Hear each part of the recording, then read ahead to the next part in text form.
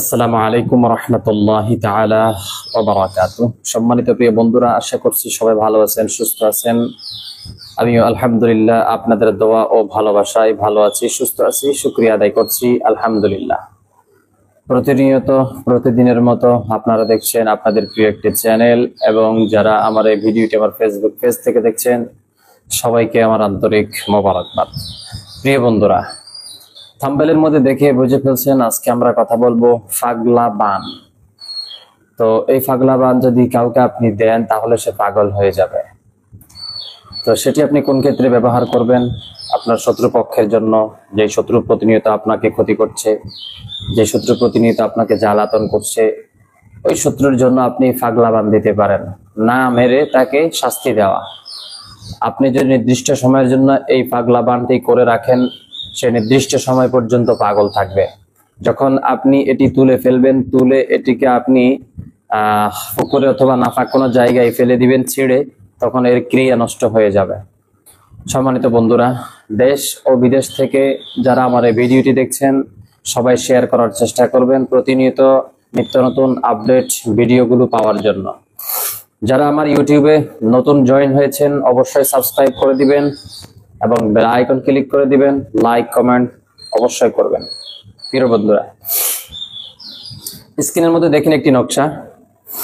এই নকশাটিকে নাফাক কোনো বস্তু দিয়ে লিখতে হবে এবং এই নাফাক বস্তুর সাথে সিঁদুর যুক্ত করতে হবে। সিঁদুর যুক্ত করে, নাফাক জিনিস যুক্ত করে এই মন্ত্রটিকে লিখতে হবে ভূষপত্রের মধ্যে। মাত্র 3টি নকশা লিখতে হবে। যেই নকশা দেখেছেন এই নকশাটিকে 3টি লিখতে হবে। একটিকে সুপারি গাছের নিচে দাফন করতে হবে এবং অবশ্যই তাবিজের নিচে যাকে পাগলা বান দিতে চাচ্ছেন তার মায়ের নাম, বাবার নাম অবশ্যই লিখে দিবেন এবং ছোট্ট একটি মন্ত্র দেখেন স্ক্রিনের মধ্যে। এই মন্ত্রটিকে 21 বার জপ করতে হবে, 21 বার পড়তে হবে।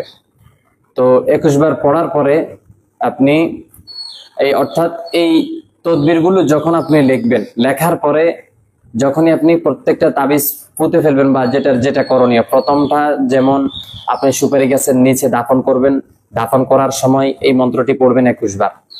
এরপর আরো একটি তাবিজ আপনাকে নদীর মধ্যে নিক্ষেপ করতে হবে, তখন আপনি এটি পড়বেন 21 বার। এরপরে আরেকটি তাবিজ আপনাকে আগুনের উত্তপ্ত আংড়ার মধ্যে ফেলে দিতে হবে, তখন আপনাকে পড়তে হবে আবার 21 বার। এইভাবে মোট আপনাকে 3 বার 21 বার করে পড়তে হবে, 21 বার 21 বার 21 বার করে পড়তে হবে। 3টা তাবিজ ফুতে ফেলা, ফেলে দেওয়া, জ্বালিয়ে দেওয়া, এই 3টা কাজ আপনার শেষ হয়ে যাবে।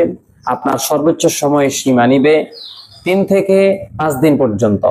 এই 3 থেকে 5 দিনের মধ্যে আপনি যে শত্রুকে পাগলা বান দিতে চাচ্ছেন, আপনার ওই কাঙ্ক্ষিত শত্রু পাগলা বানে আক্রান্ত হয়ে সে এমন অবস্থা হবে সে পাগলই হয়ে যাবে।